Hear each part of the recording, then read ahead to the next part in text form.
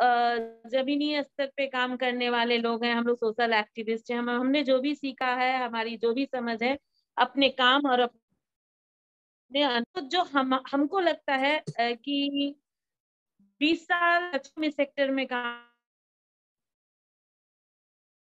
कर लेके काम करने को देखे अगर हम कि जेंडर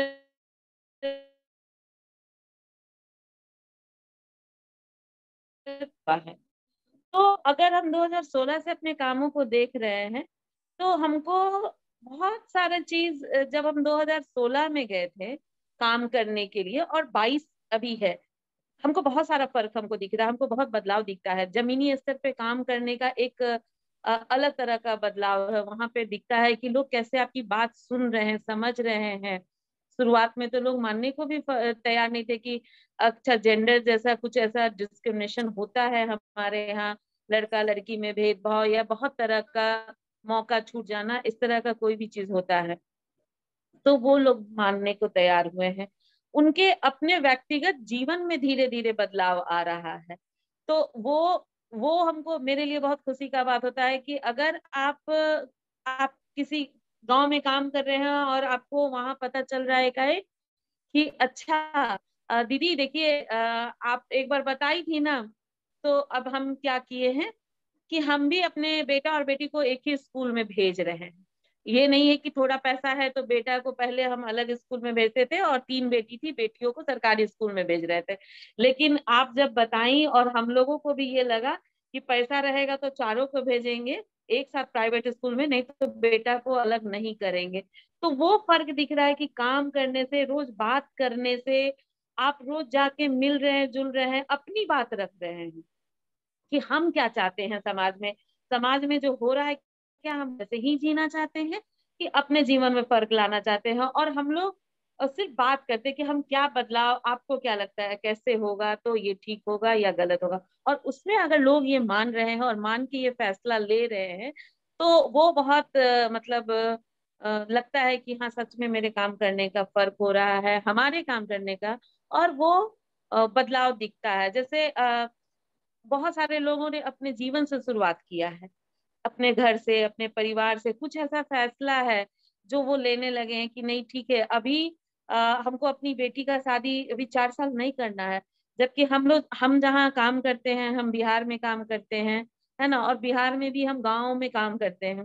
तो यहाँ पे महिलाएं थोड़ा बहुत डिसीजन तो अब लेने लगी हैं, लेकिन बड़े बड़े डिसीजन में उनका पूरा का पूरा रोल नहीं होता है या उनकी मर्जी नहीं जानी जाती है।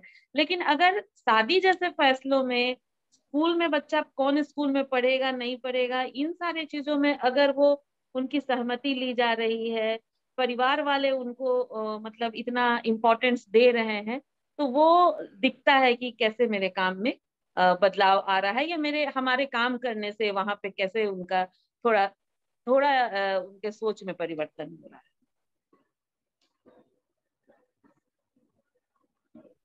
धन्यवाद रजनी जी। अच्छा लगा ये सुन के कि आपके काम से इतना बड़ा बदलाव आ रहा है, ये भी बहुत बड़ी बात है। अब मैं रुबीना को बुलाना चाहूंगी। रुबीना, आप शेयर कर सकते हैं कि जो आप सामाजिक बदलाव का काम कर रही है उससे क्या बदलाव आ रहा है। बिल्कुल। तो जैसे रजनी जी ने बताया, तो अ, शुरुआत तो हम सब अपने से ही करते हैं, अपने अनुभव अपने स्ट्रगल से जब करते हैं, और फिर जब हम देखते हैं कि जैसे हम काम करते हैं जिन बस्तियों में, तो हम देखें कि पहले तो जेंडर को समझ पाना कि जेंडर भेदभाव होता क्या है, जेंडर क्या है ना, और कैसे वो कैसे पेट्रियार्की कैसे हमारे ऊपर कंट्रोल करती है। तो अब हमको देखने को मिल रहा है कि लड़की मतलब औरतें, महिलाएं, लड़कियां जो हैं वो समझ पा रही हैं, पितृसत्ता को चुनौती दे पा रही हैं। जैसे अगर हम देखें कि हमारे काम में सीखने का भी एक प्रोसेस रहा है, और एक खुद के अंदर चेंजेस का भी बहुत रहा है। अगर हम देखें कि काम के ही अगर हम देखें कि लड़कियां और महिलाएं हर क्षेत्र में जाने जा रही हैं।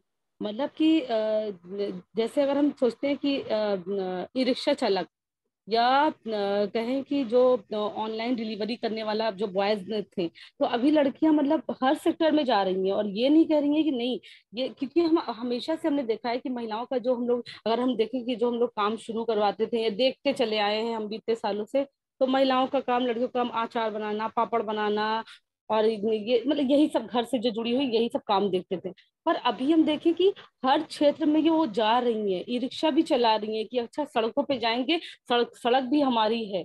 तो और स्कूटी वाला काम अगर हम देखें कि जैसे ई ई कॉमर्स वाला काम है, डिलीवरी गर्ल्स वाला काम है, तो बड़ा अच्छा भी लगता है कि ये कोई काम मतलब हम देखें कि सिर्फ पुरुष वाला काम, पुरुष करके नहीं कि ये काम सिर्फ पुरुष का ही है।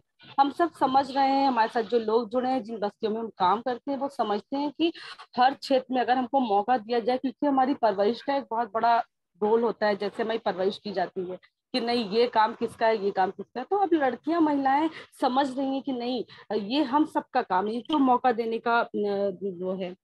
और अगर हम देखें कि हिंसा की, अगर हम देखें कि बहुत सारे अगर केसेस सामने आ रहे हैं, तो हिंसा को लोग समझ भी रहे हैं एक तरफ से, जेंडर बेस्ड वायलेंस को भी समझ रहे हैं कि जेंडर जो भेदभाव हमारे साथ लगातार जो होता चला आया है, हमें हमेशा कहा जाता है कि तुम लड़की हो, तुम औरत हो, चुप रहो, बाहर निकलने का मौका ज्यादा नहीं है, अंधेरा होने के बाद बाहर निकलना नहीं है। तो उन सब चीजों को चुनौती दे रही है लोग। तो एक चीज है कि जितना बाहर लड़कियां निकलेंगी उतना ही माहौल सुरक्षित और ज्यादा होगा। जितना हम कहेंगे हर जगह हमारी है, हर जगह हम सब के लिए सुरक्षित है, वो बनाने का प्रयास हम सब करेंगे। तो वो काम में देखने को लगातार मतलब मिल रहा है अपने कामों में। और हम देखें कि जैसे कि बाल विवाह, जल्द विवाह विवाह का अगर हम मामला देखें, तो लोग समझ रहे हैं कि नहीं बाल विवाह तो बिल्कुल नहीं करना है, और जल्द विवाह में भी कमी आ रही है कि लड़कियां समझ रही हैं कि नहीं जल्दी शादी होने से क्या क्या फर्क पड़ता है। शायद जो हमारे सपने हैं, जो हमारा करियर है, हम शिक्षा में और बढ़ना चाहते हैं, करियर में जाना चाहते हैं, तो हम जल्दी शादी नहीं करेंगे। मतलब एक निर्णय वाले रूप में भी आ रही है, घर में निर्णय लेने का काम कर रही है कि नहीं हमको जो है घर में वो बात करनी है। कई बार लड़कियां होती हैं, कई बार यूथ होते हैं कि कहते हैं कि हम जो है घर में बात नहीं करते हैं। कि कई बार होता है कि जैसे फॉर एग्जाम्पल कि हम सब्जेक्ट कुछ और लेना चाहते हैं और हमसे कहा जाता है कि नहीं नहीं तुम ये लोगी। तो कई बार होता है कि हम शायद बात करने की वो हिम्मत ही नहीं होती कि अपने पेरेंट्स से कैसे हम बात करें, कैसे हम बताएं कि ये हम करना चाहते हैं। और कई बार होता है कि बाद में समझ में आता है कि अच्छा हम अगर ये बात करते तो नहीं आज हम यहाँ पर होते। तो वो कॉन्फिडेंस भी आया है। जैसे कई बार जब हम देखे कई साल पहले लड़कियां हमसे कहती थी कि दीदी हम हमारे साथ अगर कोई हिंसा होती है, कोई छेड़खानी जो होती है, तो हम घर में नहीं बताते हैं, क्योंकि हमको जाने का, घर से निकलने का मौका नहीं मिलेगा। वहीं पर अगर हम देखें कि जो हम लोग लगातार पेरेंट्स के साथ भी जो डायलॉग कर रहे हैं, जो टीचर्स के साथ भी एक डायलॉग कर रहे हैं, और जो हम देखते थे कि एक बहुत बड़ा गैप होता था बीच में, तो वो कम से कम एक रिश्ता ऐसा बन रहा है जहां पर लड़कियां अपने पेरेंट्स के साथ खुलकर बात कर पा रही हैं, अपने निर्णय को लेकर बात कर पा रही हैं कि नहीं हमको अभी शादी नहीं करनी है, अभी हमको अपने करियर में जाना है, हमें ये करना है, तो वो निर्णय ले पा रही हैं शायद। तो ये भी बहुत अच्छा है। और एक चीज है कि आस अपने अपने सिर्फ अपने ऊपर अपने घर पे ही हिंसा के प्रति आवाज नहीं, अपने आसपास के अगर आसपास में कोई हिंसा होती है, जेंडर भेदभाव होता है या जल्दी शादी होती है, तो उसके लिए भी हमसे बताती हैं और जाकर वहां पर समझाती हैं। मतलब एक हम देखें कि एक साझी लड़ाई, जो हम लोग हमेशा कहते थे ना, साझी लड़ाई की बहुत जरूरत है, क्योंकि मेरी लड़ाई सिर्फ मेरी नहीं है। अगर हम जैसे फॉर एग्जाम्पल कि अगर हम कोई दलित का मुद्दा है, तो हम कहें कि नहीं नहीं वो तो हम है ही नहीं है, कोई मुस्लिम का मुद्दा है तो वो तो हमारा है ही नहीं है। तो वो एक समझ पाना कि हम सबकी साझी लड़ाई है, और इस साझी लड़ाई से ही हम कुछ कर पाएंगे आगे। तो एक वो आवाज को समझ पाना, एक संगठन को समझ पाना कि कलेक्टिव में एक काम करना और अकेले के लिए काम करने में बड़ा फर्क होता है। तो ये सारी हमको लग रहा था कि हमारे काम की मजबूतियां भी हैं, जो हम काम कर रहे हैं लोग उससे समझ भी पा रहे हैं। देखिए कि शिक्षा का महत्व भी समझ में आ रहा है कि नहीं, एक शिक्षा एक हथियार भी है हमारा, कि अब जब तक कि हम इसको लेके नहीं चलेंगे, इसमें नहीं जाएंगे। जैसे हम देखें कि कॉन्स्टिट्यूशन को भी लोग समझ रहे हैं। हम पिछले 2019 में देखें जिस तरीके से सिटीजनशिप राइट्स वाला पूरा मसला हुआ था, लोग निकल के आए थे इतने सारे लोग। तो लोग समझते हैं कि नहीं हमको, हम कैसे एक औरतों की एक आवाज भी, एक लगातार जो इतनी सारी औरतें इतने बड़े तादाद में, और देखें कि एक धर्म जो हमेशा कहा जाता है कि नहीं इसमें तो, इस धर्म में तो ऐसा होता है कि जो है औरतें को बहुत दबाया जाता है, निकलती नहीं है। और एक देखिए कि एक बहुत मतलब वो मूवमेंट कितना चला नहीं चला वो बात अलग की है, पर एक बड़ी आवाज के लिए लोग निकल के बाहर आए, अपनी आवाज लेके आए। तो ये भी एक मतलब बहुत सारी चीजें देखें तो हम बहुत सारी चीजें बदली भी हैं, शायद हम लोग के काम से भी और एक समझ से भी। जो लगातार इतनी सारी चीजें मतलब अगर हम देखें कि कई सारे कानून ऐसे आ रहे हैं जो हम लोग के काम के विरोध के भी हैं, कि जहाँ हम बात करते हैं सहमति की, मर्जी की, जहाँ करते हैं इंटरसेक्शनैलिटी की, कि अंतरजातीय विवाह, अंतरजातीय मतलब धार्मिक इसकी बात करते हैं, वहाँ पर अंतरजातीय विवाह भी हो रहा है। ये तो उसके प्रति ऐसे ऐसे कानून भी आ रहे हैं, जैसे 90 टाइप के कानून, जनसंख्या वृद्धि कानून, जहाँ हम सहमति मर्जी की बात करते हैं। तो बहुत सारे, पर इससे लोगों को थोड़ा मजबूती भी आती है कि कैसे आप काम करने का, आप कैसे रणनीति से चेंज करेंगे, आप कैसे आप वही काम करेंगे पर कैसे इस माहौल में लगातार कैसे जुटे रहेंगे आप करने के लिए। तो शायद मेरा टाइम खत्म हो गया तो शुक्रिया। हाँ, आगे। थैंक यू रुबीना, बहुत इम्पोर्टेंट बात कही है रुबीना ने कि साझी जो लड़ाई है, जो कलेक्टिवनेस है, जिसके लिए हम कभी भी एक जगह एक इंसान बदलाव नहीं ला सकता, बट जब हम लोग सब मिलकर हर एक मुद्दे पे इक्वली आवाज उठाएंगे तो वो चीज में फर्क आएगा। तो थैंक यू रुबीना इतनी इंपॉर्टेंट बात शेयर करने के लिए। हमारे तीसरी स्पीकर है कुंदन जी। कुंदन जी, आप अपनी बात शेयर कर सकते हैं। सब लोगों को नमस्कार। आज के वर्कशॉप में बहुत बड़ा मुद्दा है हम महिलाओं के लिए, जो जेंडर पर क्या बदलाव हो रहे हैं हमारे कार्यक्रम से या जो हम काम संस्था से कर रहे हैं। सबसे पहले मैं बताऊं कि सामाजिक जीवन की शुरुआत मेरा ज्ञान विज्ञान समिति बेगूसराय में हुआ, और उस कार्यक्रम के तहत जेंडर की समझदारी जो होनी चाहिए थी, वो जेंडर की समझदारी वहीं से हमारी शुरुआत हुई। हम कार्यक्रम के तहत शिक्षा, स्वास्थ्य, पंचायती राज, अन्य मुद्दों को लेकर के गांव में जब जाने लगे, खास करके शिक्षा के मुद्दा को लेकर के, तो हमें दिखने लगा कि समाज में अभी भी असमानता है महिला और पुरुष के बीच। तो एक कार्यक्रम तय हुआ था राष्ट्रीय स्तर से कि महिला विज्ञान मेला गांव में कराया जाए, और महिला विज्ञान कार्यक्रम के तहत गांव में जो है सो ये महिला असमानता जो है, अभी भी समाज में जो समानता की बात नहीं हो रही है, तो कैसे इसको किया जाएगा। तो उस कार्यक्रम में हम लोग कुछ बेगूसराय में अलग से मॉडल के रूप में काम किए थे।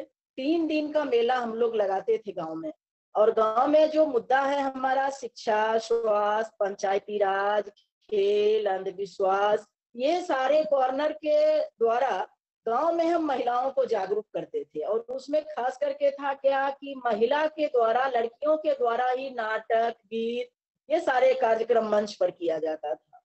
तो एक साथ कई मुद्दे सामने कई चुनौती हमारे सामने आई। समाज के लोग कुछ विरोध भी कर रहे थे, पर अक्सर ज्यादा सपोर्ट ही कर रहे थे, क्योंकि उन्हें लग रहा था कि ये भी हमारा समाज में ये आवश्यक बातें हैं जो हो रही है। तो हम लोग अंधविश्वास में अभी भी कितनी महिलाओं को प्रताड़ना हो रही है डायन के नाम पर, इस बात के मुद्दे पर लिख करके हम लोग जादू के माध्यम से दिखाते थे। या खेल में अभी भी लड़कियां कम आ रही है, तो उसको कैसे हम आगे बढ़ाएंगे। शिक्षा में महिलाओं का जो अनुपात है वो उसमें कम आ रही है, या स्वास्थ्य में भी ज्यादा महिलाएं मर रही है। तो ये सब बात जो हो रही थी, उसको लेकर के हम लोग जब गांव में काम किए, तो उसके तीसरे दिन, जब महिला विज्ञान मेला का तीसरा दिन होता था, तो 2 दिन पहले से हम लोग प्रचार करते थे कि हम लोग अंतिम दिन महाभोज करेंगे। क्योंकि गांव में महिलाओं में पर्दा इतना था, महिलाएं घर से बाहर नहीं निकलती थी, वो सामूहिक पंक्ति में बैठ करके भोज नहीं खा पा रही थी। तो इस तरह से जब कुछ चर्चा हमने किया, तो महिला विज्ञान मेला का जो अंतिम दिन होता था, उस दिन महिलाएं सब लोग अपने अपने घर से एक मुट्ठी चावल, एक मुट्ठी दाल लेके आती थी, और खिचड़ी बनता था। और खिचड़ी जो बनता था, तो पुरुष लोग जो मेला में भाग लेते थे वो लोग भी सहयोग करते थे खिचड़ी बनाने में, और सारी महिला और जितने भी पुरुष वहां उपस्थित होते, सब लोग पंक्तिबद्ध बैठ करके खाते थे। ये जो परिवर्तन हमको इस मेला से लगा, तो लगा कि नहीं, कुछ समाज में किया जा सकता है। क्योंकि उसमें जाति प्रथा भी कुछ था, कुछ बात भी थी। तो एक साथ हम 3 दिन के मेला में गांव में जाकर के कई मुद्दे पर बात करते थे। पर जेंडर की पक्की समझदारी मेरी तब बनी जब मैं महिला समाख्या कार्यक्रम में जुड़ी। जेंडर पर स्पष्ट समझदारी इतनी बन गई कि मैं जब भी जहां जाती हूँ तो मुझे ये स्पष्ट दिखने लगता है कि यहाँ पर जेंडर है, इस पर यहाँ ऐसे हो रहा है, हमारे हक और अधिकार का हनन हो रहा है, ये समझ में आ जा रहा है। तो हमें लगता है कि ये जो कार्यक्रम में वहां से जो बदलाव हुआ, महिला समाख्या कार्यक्रम में तो कई तरह के प्रोग्राम हम महिलाओं के बीच, पुरुषों के बीच भी किए, महिलाओं के बीच भी किए। गांव में लड़की और लड़का के साथ ट्रेनिंग करते थे लैंगिक समानता पर। तो इस तरह से हमारा कार्यक्रम हुआ है और बदलाव तो अभी हुआ है कितना। अभी जो कार्यक्रम के तहत बदलाव हुआ है, जो भी महिला का ये जेंडर पर बातें हो रही है, उस पर गतिशीलता बहुत बढ़ी है, लड़कियों में महिलाओं में गतिशीलता बढ़ी है, समझदारी भी बनी है। और लगता है टाइम हो गया, टाइम हो गया मेरा। बिल्कुल, धन्यवाद कुंदन जी, बहुत इम्पोर्टेंट है। हमें भी बड़ा अच्छा ये आइडिया सुन के लगा कि मेले के थ्रू कॉन्वर्सेशन करना बड़ा अच्छा लगा। ऊपर से वो साथ में सामूहिक भोज और साथ में खाना खाना, ये बहुत जरूरी है। क्योंकि जब भी हम लोग स्पेशली क्योंकि हम लोग भी उत्तर प्रदेश में काम करते, तो जातिगत चीजें और उसके साथ साथ जेंडर बहुत आसानी से आंखों के सामने दिखाई देता है। तो ऐसे में अगर लोग साथ में पंक्ति में बैठ के खाना खा पा रहे हैं तो मुझे लगता है बहुत बड़ी उपलब्धि है। तो बहुत बहुत धन्यवाद। आप इस सवाल के का जवाब देने के लिए आखिरी स्पीकर मोना को आमंत्रित करूंगी। मोना, आप शेयर कर सकते हैं कि आपके काम से कैसे बदलाव आ रहा है। सभी को बहुत बहुत नमस्कार। और मेरा बड़ा सौभाग्य है कि इतने बड़े ग्रास रूट एक्टिविस्ट के साथ मेरे को बोलने का मौका मिल रहा है। और सभी की बातें सुन के अब मैं सोच रही हूँ मुझे क्या बोलना था, पर मैं बोलती हूँ। सभी लोग इतना अच्छा बोले हैं इसलिए। तो हमने साहस की शुरुआत 2016 में की थी, और इस सपने के साथ कि एक ऐसा समाज बनाए जहां जेंडर आधारित हिंसा ना हो। तो हम लोगों ने किशोरावस्था में जो लड़के लड़कियां होते हैं उनके साथ जेंडर, यौनिकता और प्रजनन स्वास्थ्य पे बातचीत हो, नॉलेज बिल्डिंग हो, ताकि वो बाल यौन शोषण को चुनौती दे पाए। इसके अलावा teachers, parents, social activist, women, police के साथ भी जेंडर पे बातचीत हो, ताकि हर लेवल पे जो समाज हो वो जेंडर सेंसिटिव हो। तो जब काम का शुरुआत की थी तो ये सोचा था कि कुछ ऐसा काम हो जो जिससे जेंडर आधारित हिंसा की जो जड़ है उसे हम हिट कर पाए। यानी 11 या 12 साल की उम्र में जब बच्चे किशोरावस्था में आ रहे होते हैं, अगर हम तभी से बातचीत शुरू करें तो क्या ये समस्या को रोका जा सकता है, ये आइडिया था। पर जब ये सोचा था कि हम जेंडर, प्रजनन स्वास्थ्य और यौनिकता पे बात करेंगे तो बहुत ही डिफिकल्ट डिसीजन था, क्योंकि बहुत चुनौतीपूर्ण आइडिया ये, क्योंकि ये हमारे भारत में स्कूल्स में कॉम्प्रिहेंसिव सेक्सुअलिटी एजुकेशन नहीं है। और इन टॉपिक्स पर ये बातचीत ना घर पे होती है ना स्कूल पर होती है, स्कूल में होती है। तो ऐसी मुद्दे पे काम करना हमारे लिए बड़ा रिस्क था, पर ये लगा था कि ये शायद सही तरीका हो सकता है अगर हम प्रिवेंटिव अप्रोच पे करना चाहते हैं कि ये समस्या आगे आने वाले समय में ना हो। तो और इन मुद्दों पे बातचीत करने में आज भी बहुत शर्म झिझक होती है। तो जब मुझे याद है कि शुरुआत जब की थी लगभग 6 साल पहले, हम लोग एक वर्कशॉप में थे जिसमें लड़के लड़कियां बैठे हुए थे, और ऐसा लग रहा था क्या होगा, बच्चे कहीं छोड़ के ना चले जाएं वर्कशॉप, कि ये दीदी लोग क्या बात कर रहे हैं ये सब। पर धीरे धीरे जब वर्कशॉप हुई, जो अडोलेसेंट्स थे उन्होंने सवाल पूछना शुरू किया, शेयर करना शुरू किया, ऐसे टॉपिक्स पे वो बात करने लगे जैसे अपने शरीर के बदलाव हो गया, सेक्स एजुकेशन है, पीरियड्स पे जब बातचीत करने लगे तो हमें लगा कि हाँ शायद ये आइडिया काम कर सकता है। अब हम लोग इस काम के माध्यम से सामाजिक बदलाव तो बहुत बड़ी चीज है, कुछ कुछ झलक जो मैंने इस पूरे सफर में देखे वो बांटना चाहूंगी। तो सबसे पहले एक उदाहरण एक 12 साल की लड़की का है। तो जब हम लोग ने वर्कशॉप की थी तो किसी वर्कशॉप में ये सवाल था कि बढ़ती उम्र, जो आपकी उम्र बढ़ रही है, अब उसकी खराब चीजें आपको क्या लगती हैं? तो एक 12 साल की लड़की ने बोला था कि मैं अब क्योंकि मैं बड़ी हो गई हूँ, मुझे अच्छा नहीं लगता, क्योंकि जो मैं कपड़े पहनना चाहती हूँ वो मैं पहन नहीं सकती, मैं लड़कों के साथ खेलना मुझे अलाउड नहीं है, मैं बाहर अकेले नहीं जा सकती। तो ये उसने शेयर किया था, जो मुझे हमेशा याद रहता है, क्योंकि बहुत हर जगह बोला जाता है कि बहुत बदलाव आ गया है। तो मैं ये सोचती हूँ कि ये भी हमारे देश की अभी रियलिटी आज भी है। दूसरा, हम लोग एक 11 साल के लड़के ने बोला था, हम पीरियड्स की भी वर्कशॉप लड़के लड़की दोनों के साथ करते हैं। तो वर्कशॉप करने के बाद मैंने पूछा था कि चलो, जो माहवारी है वो लड़कियों के साथ होती है, पर तुम लड़कों को मैंने ये जानकारी क्यों दी, क्या फायदा होगा तुम्हें? तो मुझे याद है कि एक 11 साल का लड़का था जिसने बोला था कि हम लोगों के पास इतना पैसा नहीं है कि हम सैनिटरी पैड खरीद पाए, पर आपने जो बताया उससे ये अगली बार जब मेरी मम्मी को पीरियड्स होगा तो मैं सूती कपड़ा उन्हें पैड की तरह बना के दे पाऊंगा। तो ये एक चीज मुझे याद आई। इसके अलावा हमने कुछ टाइम पहले एक पुलिस के साथ भी एक वर्कशॉप की थी, ऑनलाइन वर्कशॉप की थी। तो उसमें मुझे याद आ रहा है कि एक पुलिस ऑफिसर थे, मैंने पूछा था जनरली कि अब आपने जेंडर सेंसिटाइजेशन पे हमने बहुत सारी बातचीत की, अब मान लीजिए आपके पास एक रेप विक्टिम आती हैं, तो आप कैसे रिएक्ट करेंगे? क्योंकि पुलिस फर्स्ट रिस्पॉन्डर है जेंडर आधारित हिंसा के लिए। तो अब आपको क्या लगता है आप कैसे रिएक्ट करेंगे? तो मुझे याद है कि उन्होंने बोला था कि अगर कोई ऐसी बच्ची आती है तो मैं उन्हें जो भी पहले आराम से बात करूंगा, उन्हें जो भी मेडिकल हेल्प या चाहिए होगी आराम से बात करूंगा, और मैं उस लड़की को अपनी बेटी की तरह समझूंगा जब उनसे बात कराऊंगा। तो ये कुछ ये मुझे लगा कि बांट सकते हैं। इसके अलावा हम लोग जो पिछले 2 साल से खुशीपुरा नाम के गांव में काम कर रहे हैं उत्तर प्रदेश में, तो हमने पहली बार लड़कियों के लिए फुटबॉल मैच करवाया था। तो जब फुटबॉल मैच ऑर्गेनाइज करना था तो मुझे नहीं पता था कि ये खेलेंगे नहीं खेलेंगे, कैसे खेलेंगे।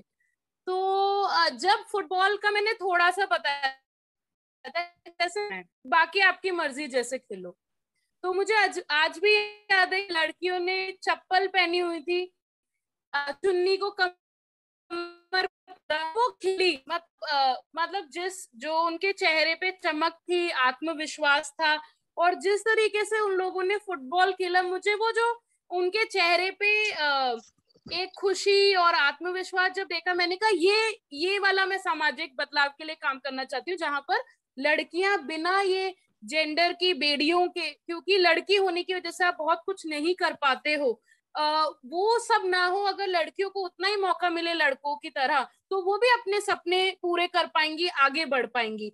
तो वो जो दृश्य है वो हमेशा मैं याद रखती हूँ, वही हमें मतलब मोटिवेट करता है कि ऐसी भी रियलिटी हो कि सिर्फ फुटबॉल ही नहीं, उनका पूरा जीवन में ऐसी चमक आ पाए। दो चीजें और कि बहुत गांव में ऐसा है कि आज भी 11-12 साल की उम्र में लड़कियां पढ़ाई छुड़वा देते हैं, क्योंकि सेक्सुअल अब्यूज और बहुत सारी चीजें हैं, और शादी करवा देते हैं। तो अभी क्या हुआ था कि 2 लड़कियां पढ़ना चाहती थी, पर पैसे की कमी और फैमिली प्रेशर के कारण उन्हें छोड़ना पड़ा स्कूल। पर काफी बातचीत और पैसे की मदद से आज 2 लड़कियां अभी फिर से स्कूल जा पा रही हैं। तो वो देख के मुझे लगा कि ये बहुत जरूरी है। इसके अलावा गांव में महिलाओं के लिए कोई अस्पताल, कोई भी तरह की प्रजनन स्वास्थ्य की सुविधाएं हैं नहीं। तो मुझे याद है अभी हमने महिला दिवस पे रिप्रोडक्टिव हेल्थ कैंप लगाया था, जहां उन्हें प्रजनन स्वास्थ्य की जानकारी दी थी। एक डॉक्टर भी आई थी, और उसमें एक महिला ने बाद में हमें शेयर किया कि किस तरह से उस जानकारी से वो पहली बार प्रजनन स्वास्थ्य की जो सेवाएं हैं, कॉन्ट्रासेप्शन का इस्तेमाल कर पाई, और जो चमक थी उन महिला के चेहरे पे, और बाकी उन्होंने लोगों से, महिलाओं से भी शेयर किया कि पहली बार महिला कोई फैसला जब अपने लिए लेती है, तो उनके जो चेहरे पे चमक थी वो ये थी कि हाँ, मैं भी कुछ अपने लिए कर सकती हूँ। तो ये जो चाहे लड़कियों का स्कूल जाना हो, महिलाओं की अपनी बॉडी पे, अपने शरीर पे जो अधिकार है वो जाहिर करना हो, वो ऐसी चीजें थी जो हमें, मुझे लगा कि वो उस तरीके का मैं सामाजिक बदलाव के लिए काम करूं। धन्यवाद।